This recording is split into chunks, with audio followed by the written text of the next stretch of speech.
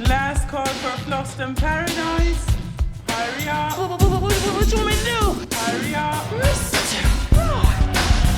Dog here. Oh my god. Where are you? Oh my god. Come here. Oh my god. Come. გამარჯობა. დღეს მეხუთე ელემენტზე ვისაუბრებთ.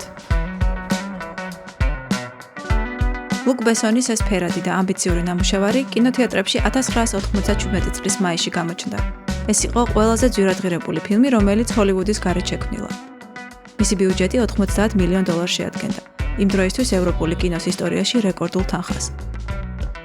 აქ სამეცნიერო ფანტასტიკა, იუმორი, ოპერა, მაღალი მოდა და ფილოსოფიური სიმბოლიზმი ერთიანდება. სწორედ ამიტომ მეხუთე ელემენტი დღემდე რჩება უნიკალურ მოვლენად კინოს ისტორიაში.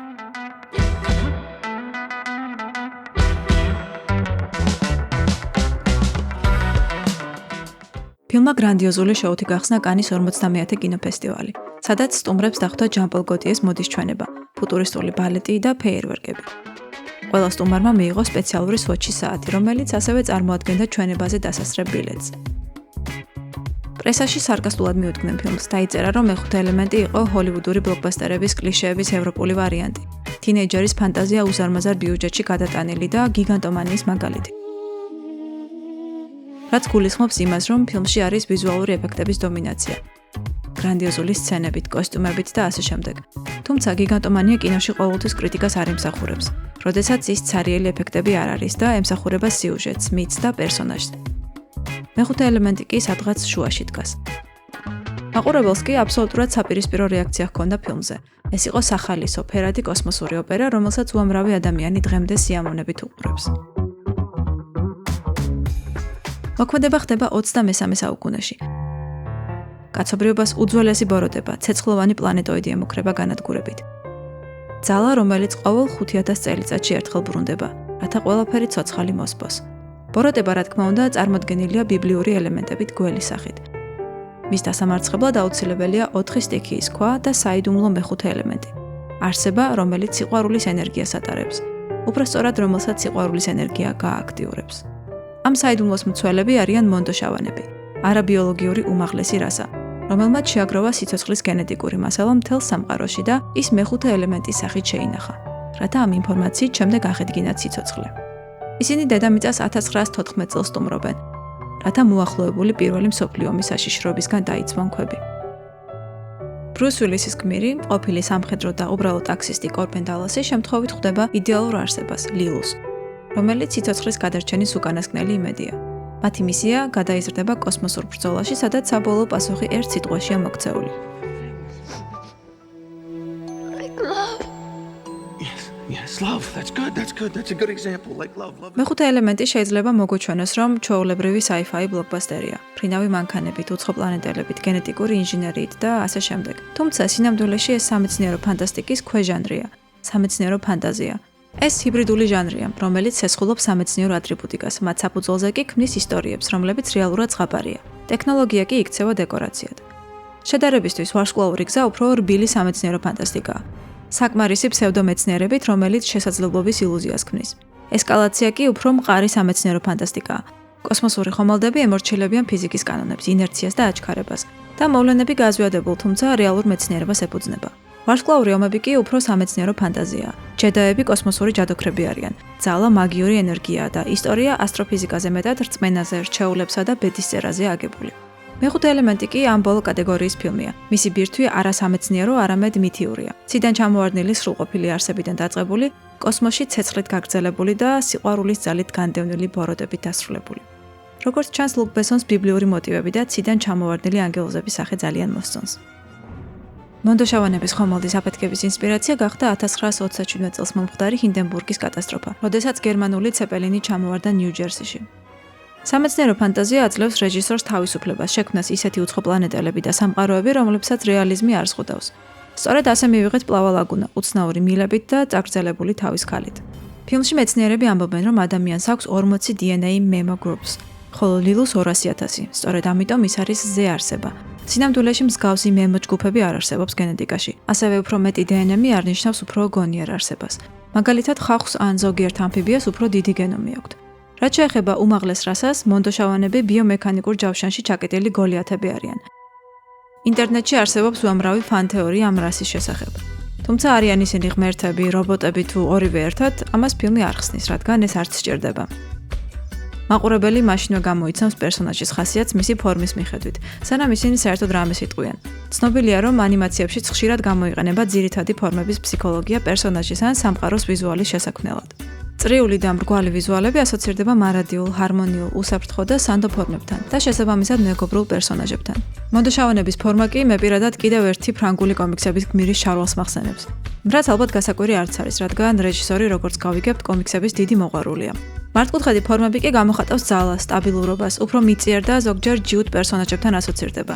ხოლო სამკუთხედი ფორმები, როგორც თავად ფორმა, საფრთხის მატარებელი და ბასრი, არასაიმედო ენერგიის და ამბიციების მაჩვენებელია. კიდევ ერთი რასა, ეს არის მანგალორები. მათ აქვთ უნარი ფორმისა და სქესის ცვლილების, თუმცა, როგორც ჩანს, ტექნოლოგიებს მაინც ვერ ატყუებენ.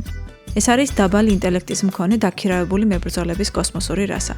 ეს კოსტუმები კი შემდგომ გადააკეთეს და ვარსკვლავური ომებისთვის გამოიყენეს. რაც შეეხება თავად იდეას ელემენტების შესახებ, ეს ცალკე ვიდეოს თემაა.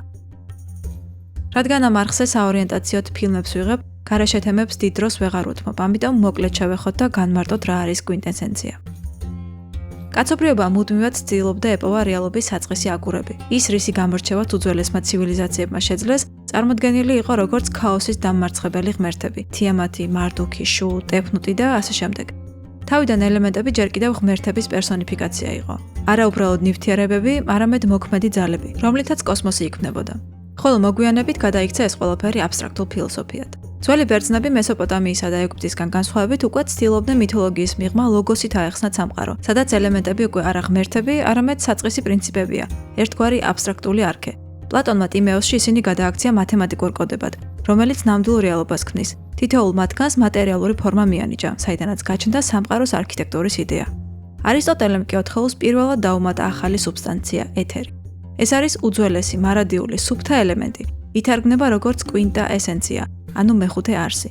შუა საუკუნეებში ფილოსოფიური ქვის მაძიებლებისთვის ეს კონცეფციები რეალური ექსპერიმენტების ჩატარების საფუძველი გახდა. კვინტესენციამ კი ახალი მნიშვნელობა შეიძინა. ყველაზე სუფთა, კონცენტრირებული არსი, საუკეთესო თვისებებით. განსხვავებით ბერძნული მოდელისგან, სადაც ციური და მიწიერი სამყაროს დუალიზმია, ინდურ ტრადიციაში ყველა ელემენტი ერთ სივრცეში თან არსებობს. ეს სივრცე არის აკაშა, ანუ მეხუთე ელემენტი. აკაშა არის ყველაზე ფაქიზი ელემენტთა შორის. სივრცე, რომელშიც დანარჩენი 4 არსებობს. ხშირად მას აღწერენ როგორც ხმოვან ეთერს. აკაშაში უბუდობს ხმოვანი ვიბრაცია, რომელშიც ყველაფერი იბადება. ტაიტრია უპანიშადი წერს: ბრაჰმანიდან დაიბადა აკაშა, აკაშადან ჰაერი, ჰაერიდან ცეცხლი, ცეცხლიდან წყალი, წყლიდან მიწა. ეს არის პალეოებრაული პიქტოგრამები. მეხუთე ასო იკითხება როგორც ჰეი ან ჰა, რომელსაც რამდენიმე მნიშვნელობა აქვს. მათ შორის behold, რაც ნიშნავს იხილეთ, ყურადღება მიაქციეთ, რომელიც თავიდან ნიშნავდა სუნთქვას, ხმას, გამოცხადებას. ის გახდა ერთ-ერთი ყველაზე მნიშვნელოვანი ასო ებრაულ ენაში, რომელიც ორჯერ შედის ტეტრაგრამატონის, ანუ ღმერთის სახელში. იოდ ჰეი ვა ჰეი. ზოგიერთი მისტიკოსი თვლის, რომ ეს არის სუნთქვითი ბგერები. თითქოს სუნთქვით წარმოთქვამ ღმერთის სახელს და ამიტომ რჩება გამოუთქმელი.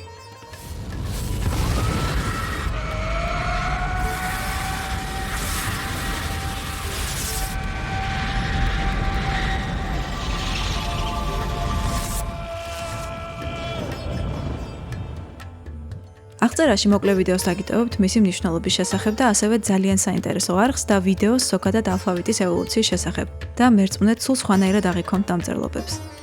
ლილუ იმეორებს ისტორიას მომკვდარი და აღმდგარი ღმერთების შესახებ: ქრისტეს, ადონისის, დუმუზდის და ოსირისის, რომელიც ასევე სხეულის ნაწილებისგან აღადგინა ისიდამ.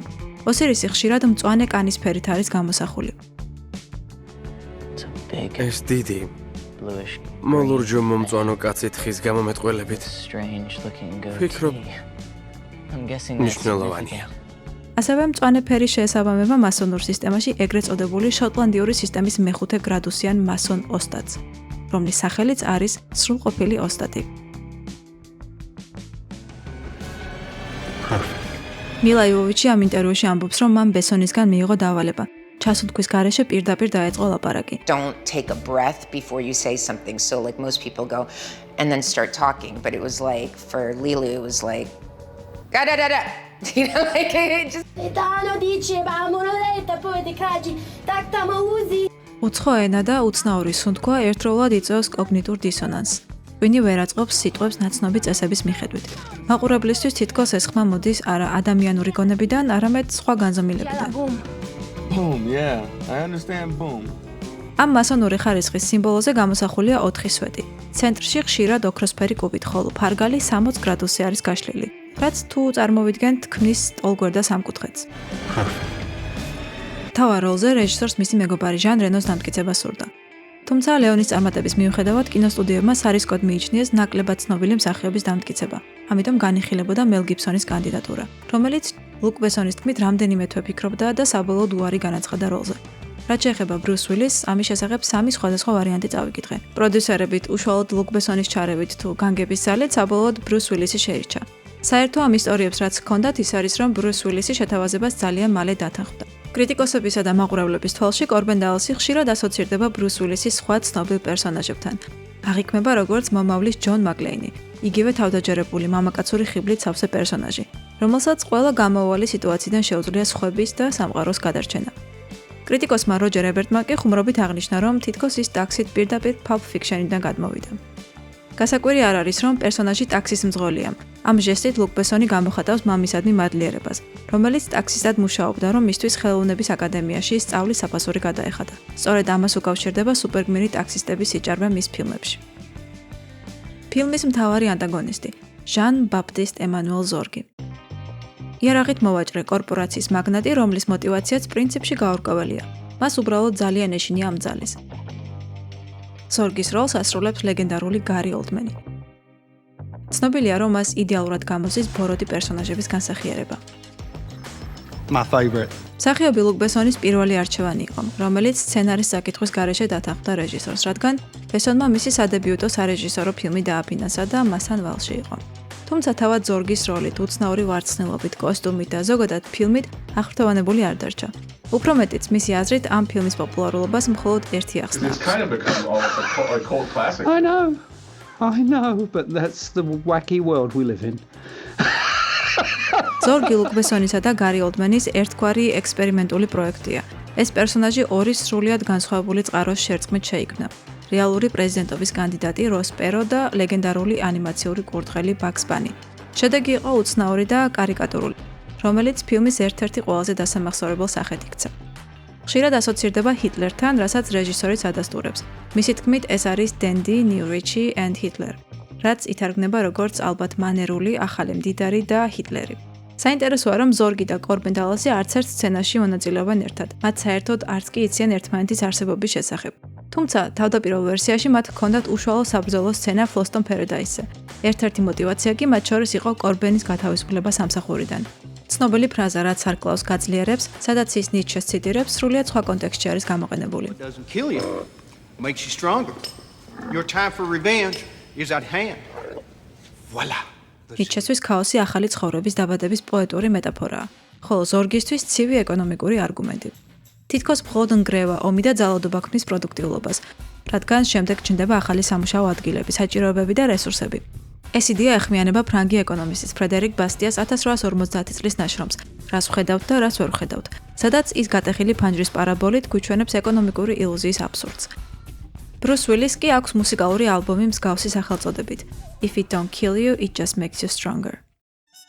ლილუს პოვნა ყველაზე რთული აღმოჩნდა. როლზე განიხილებოდა ჯულია რობერტსი, რომელმაც უარი განაცხადა. შემდეგ კი ელიზაბეთ ბერგლი, რომელიც პრაქტიკულად დაამტკიცეს, თუმცა Showgirls-ის მარცხის შემდეგ სტუდიებმა უარი თქვეს მასთან თანამშრომლობაზე. შემდეგ დაიწყო მასობრივი კასტინგი. მათი ძირითადი დავალება იყო ლილუს სრული სახელის სრულყოფილად წარმოთქმა. Illumina le che tare bella mina c'hai, e patta se bat. მილა იოვოვიჩი კასტინგზე შეუფერებელი მაკიაჟით მივიდა და უარი უთხრეს.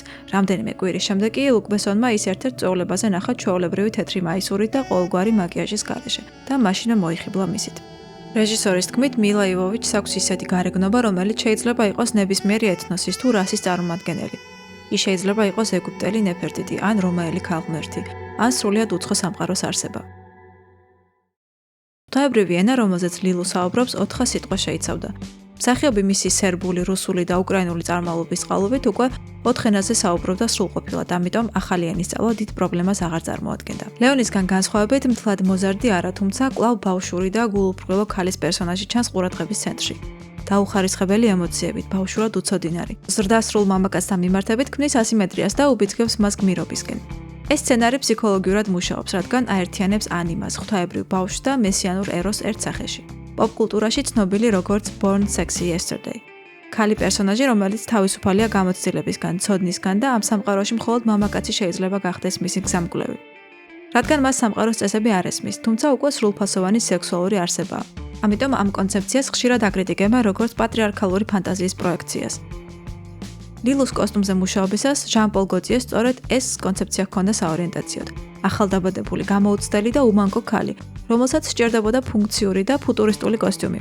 მათ აიღეს სამედიცინო სახვევების იდეა. თუმცა მაყურებელში პოპულარული აზრია, რომ ეს ფრიდა კალოს ცნობილი ნახატის ინსპირაციაა. რაც შეეხება თმას, ის პირდაპირ მიანიშნებს, რომ ლილუ პატარა ნაპერწკალია, რომელიც აალებას ელოდება. მას პირდაპირ მნიშვნელობით გადაუწეს თმა გამაღიარებლებით, რათა მისი ბუნებრივი ყავისფერი თმა საიმიჯო ჟღალ ფერზე დაესვათ. ამიტომ ფილმის დიდი ნაწილის გადაღება მან იდენტური თმის პარიკით გააგრძელა. პლავა ლაგუნა განასახიერა მაივენ ლებესკომ, ლუკ ბესონის მაშინდელმა მეუღლემ. ეკრანზე ის უფრო მითიურ სიმბოლოს ჰგავს ვიდრე პერსონაჟს. სახელწოდება პირდაპირ ასოცირდება წყლის სტიქიასთან. პლავა ლაგუნა ხორვატიულად და სერბულად ნიშნავს ლურჯ ლაგუნას. ეს სახელი დაკავშირებულია ბესონის ბავშვობის მოგონებასთან იმ ადგილის შესახებ ხორვატიაში, სადაც ის ოჯახთან ერთად ისვენებდა. საინტერესო დამთხვევაა, რომ მილა იოვოვიჩს საყოველთაო ცნობადობა მოუტანა 1991 წლის ფილმმა სახელწოდებით დაბრუნება ლურჯ ლაგუნაში. პლავა ლაგუნას სცენის კულმინაციაა მისი არია Il Dolce Suono, გაეტანო დონეციტის ოპერიდან ლუჩია დი ლამერმორ. შესრულება ეკუთვნის ალბანელ სოპრანოს ინვა მულას. ლუკ ბესონს თავიდან სურდა მარია კალასის ჩანაწერის გამოყენება, თუმცა ჩანაწერის ხარისხი საკმარისი არ აღმოჩნდა ხმის დიზაინისთვის. სიუჟეტურად ეს არჩევანი შემთხვევითი არ არის. ამ ოპერის გმირი, რომელიც ჭკუიდან იშლება სიყვარულისა და ტრაგედიის გამო, სიმბოლურად ირეკლავს ლილუს ბედსაც. ამ სცენაში გამოყენებულია ეგრეთ წოდებული პარალელური მონტაჟი, სადაც რეჟისორი ერთდროულად გვიჩვენებს ორ ან მეტ სცენას, რომლებიც ერთდროულად ხდება. მაყურებელს აძლევს რიტმულობის შეგრძნებას და სიმბოლური პარალელების გავლების საშუალებას. კომპოზიტორმა ერიკ სერამ საოპერო არიას დაუმატა ფუტურისტული ელემენტები, თუმცა ადამიანის ხმას არ შეუძლია ამ რეგისტრის ნოტების ასეთი სისწრაფით მონაცვლეობა. ამიტომ მულამ ცალკეული ფრაზები ჩაწერა, შემდეგ კი ისინი კომპიუტერულად ააწყვეს. სწორედ ამიტომ სცენა ჟღერს არა როგორც ტრადიციული ოპერა, არამედ როგორც უცხო პლანეტის ზღვის სიმღერა. ფილმმა აკადემიის ნომინაციაც მიიღო ხმის ეფექტებისთვის, თუმცა ეს ჯილდო საბოლოოდ ტიტანიკმა მოიგო. ამ წელს, როგორც ჩანს, დიდ ხომალდებზე კატასტროფები იყო აქტუალური. ლუკ ბესონს გადასაღებ მოედანზე ისეთივე მიდგომა აქვს, როგორც სტენლი კუბრიკს ან ინარიტუს. მსახიობებს აძლევს თავისუფლებას და იმპროვიზაციისთვის უტოვებს მათ სივრცეს. ოპერის სცენის წინ კი რეჟისორმა გააფრთხილა მსახიობები, რომ ახლა რაღაც განსაკუთრებულს იხილავდნენ, ხოლო შემდეგ კიდევ რაღაც მოხდებოდა. იგულისხმება სროლა დარბაზში. რათა რეაქციები ბუნებრივი და გულწრფელი ყოფილიყო. ყველაზე მნიშვნელოვანი კი, რა თქმა უნდა, ბრუს უილისის გაოცება იყო, რომელმაც ასევე პირველად ნახა პლავა ლაგუნას სრული ვიზუალით და არიაც პირველად მოისმინა. პლავა ლაგუნას კოსტიუმი, რომელიც ასევე ჟან-პოლ გოტიემ შექმნა, ერთ-ერთი ყველაზე ფანტასტიკური და იდუმალია ფილმში. ლატექსის ლურჯი კანი, რომელიც ნაკერების გარეშე შეიქმნა, რათა უფრო ორგანული სახე ჰქონოდა. სხეულიდან წამოსული მილები კი რამდენჯერმე შეიცვალა. იყო ასევე ფრთების ვერსია. საბოლოოდ კი ქალთევზას ბიოლოგიური სახისა და კეთილი ქსენომორფის ვერსიაზე შეჩერდნენ. სხვადასხვა ხალხების ხაპრებსა თუ ლეგენდებში სირენები სწორედ საკუთარი სიმღერებით აჯადოვებდნენ მეზღვაურებს. პლავა ლაგუნას აქვს ცისფერი სისხლი, ისევე როგორც ზღვის ზოგიერთ ბინადარს. მაინც გაურკვეველია, როგორ აპირებდა პლავა ლაგუნა ქვების გადაცემას.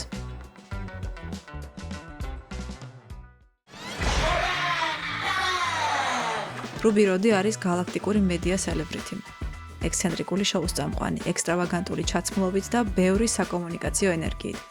სექსუალური, ანდროგინული და სახალისო პერსონაჟი, რომელიც მაიკლ ჯექსონის და პრინცის იმიჯებით იყო ინსპირირებული. ამ როლზე განიხილებოდა კიდეც პრინცის კანდიდატურა, თუმცა მან რუბი როდის კოსტუმები ზედმეტად ექსტრავაგანტულად მიიჩნია და უარი განაცხადა. პრინცისთვისაც კი გადაჭარბებული აღმოჩნდა ეს ვიზუალი. თავად რეჟისორს კი ამ როლზე სურდა ჯეიმი ფოქსი, თუმცა საბოლოოდ კრის ტაკერს მიეცა შანსი, რადგან ის უფრო გამხდარი და ნაკლებად მასკულინური იყო დიზაინერის კოსტუმებისთვის. მან რეჟისორისგან სრული თავისუფლება მიიღო იმპროვიზაციაზე. ამ სცენაში შეგიძლიათ შეამჩნიოთ, როგორც ცდილობს ბრუს უილისი სიცილის შეკავებას. რუბი როდი ორიგინალურ ვერსიაში იყო ლოკ როდი. ამ ცვლილებას ზოგიერთი უკავშირებს ქიმიურ ელემენტებს, რუბიდიუმს და როდიუმს, ელემენტთა პერიოდული სისტემიდან მეხუთე ხაზის ელემენტებს. აღმოჩნდა, რომ ორივე ვერცხლისფერი მეტალების ჯგუფიდან არის, ანუ ვერცხლისფერი, მერკური, ჰერმესი, ანდროგინი. ერთი სიტყვით, რუბი-როდი აქ ნამდვილად ჰაერის ელემენტია. მით უმეტეს ის ატარებს კონკურსს სახელწოდებით Gemini Croquet Contest. ასევე არის ვერსია, რომლის მიხედვითაც ეს სახელი უბრალოდ inside joke-ია. ეს კი სწორედ იმ კატეგორიის ფილმია, სადაც თითქოს ყველაფერი რაღაც განსაკუთრებულზე მიანიშნებს, თუმცა მხოლოდ თითქოს. მაგრამ გააჩნია რა პერსპექტივიდან უყურებ.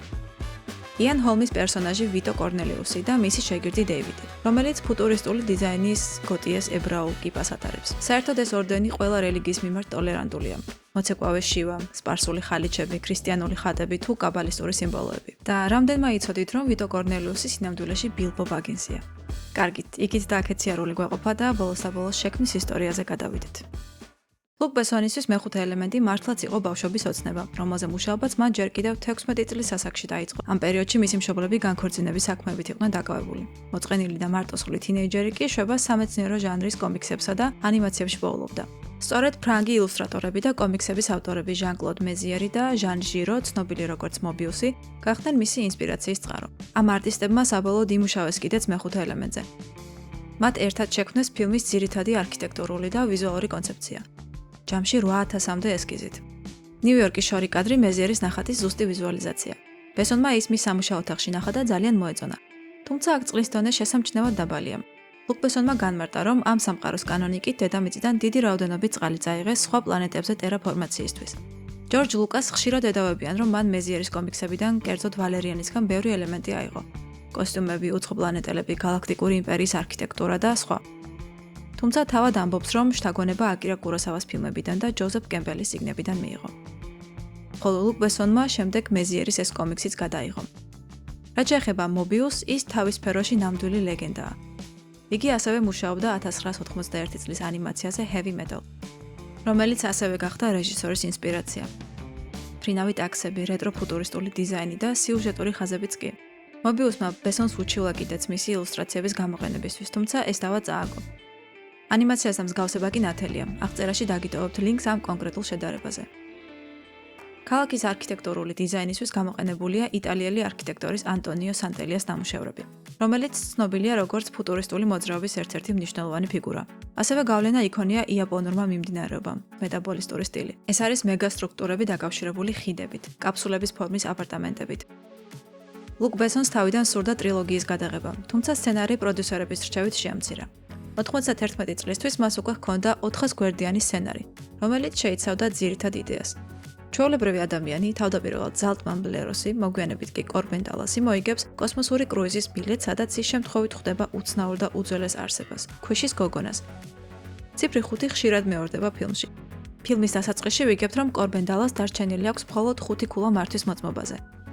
რუბი-როდის შოუ ზუსტად 5 საათზე იწყება. ასევე 5 წამიანი ბომბები.